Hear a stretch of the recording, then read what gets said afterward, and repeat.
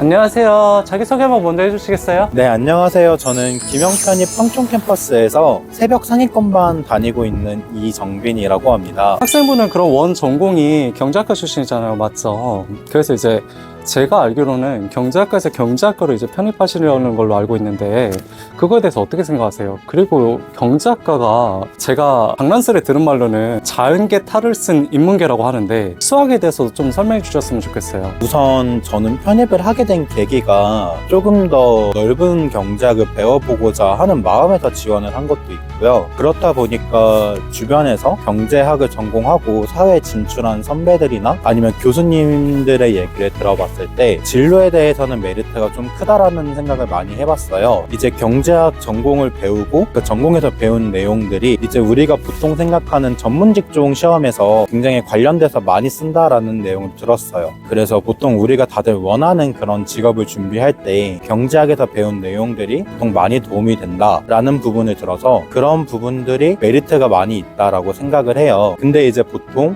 생각하시는 것 중에 하나가 이제 말씀하신 것처럼 경제학과는 수학을 너무 많이 쓰진 않나, 나는 문과인데 수학에 자신이 없다라고 생각을 하시는 분들이 있는 걸로 아는데 엄밀히 말하면 그런 부분들이 아예 없지는 않다라고 할 수는 있을 것 같아요. 저희가 경제학과가 경영학과보다 수학을 좀 많이 쓰긴 하는데 그렇다고 해서 사실 그게 경제학의 전부는 또 아닌 것 같아요. 경제학을 공부하다 보면 굉장히 직관적인 부분이 뛰어난 친구들이 있는데요.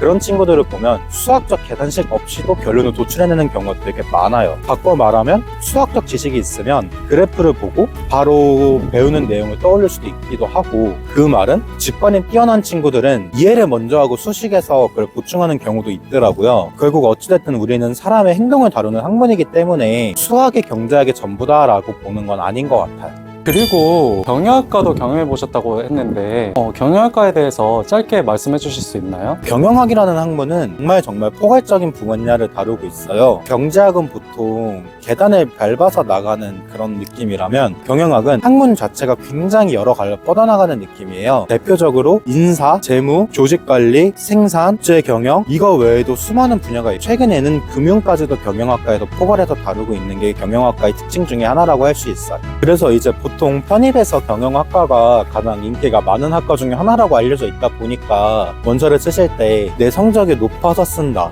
아니면 낮아서 안 쓰겠다 라고 생각을 하시는 분들이 많다고 알고 있는데, 제 생각엔 그렇다기보다 경영학과에서 뭘 배우는지 먼저 알고 그 많은 분야들 중에서 어떤 분야에 내가 진로로 삼아서 계속 나아갈지를 고민하시면서 원서를 쓰시고 합격해서도 공부를 해나가시는 게 가장 바람직하지 않을까 싶어요. 경영학과랑 원래 이제 경제학과 이렇게 복수 전공을 두 개를 갖고 있다고 했는데, 특히 경영학과를 원래 이제 중도에 포기하고 정치 외교로 전형한 걸로 알고 있어요. 정치 외교에 편입하고 싶어 하는 사람들도 있잖아요. 그래서 정치 외교과에 대한 본인의 편입에 대한 본인의 생각을 알고 싶어요. 보통 정치 외교학과가 경영학이나 경제학보다 대중적으로 유명하진 않다 보니까 원서를 쓰시는 때까지도 정치 외교학과가 뭘 배우는지 정확하게 모르고 쓰시는 경우가 많은 것 같아요. 정치 외교학과는 크게 국제정치랑 비교정치 두 파트로 나눠지긴 하는데, 이제 편입을 원서를 쓰시는 분들이 가장 관심이 많은 진로 분야에 관련해서 말씀을 드리자면 국내에서는 꼭 정치 계열이 아니더라도 되게 많은 길이 열려 있다라고 할 수 있을 것 같아요. 대표적으로 연구나 선거 전략 관련해서도 진로를 갈 수 있지만 기업의 해외 담당 업무에서도 정치 외교학과 출신들이 굉장히 많은 역할을 한다라고 알고 있어요.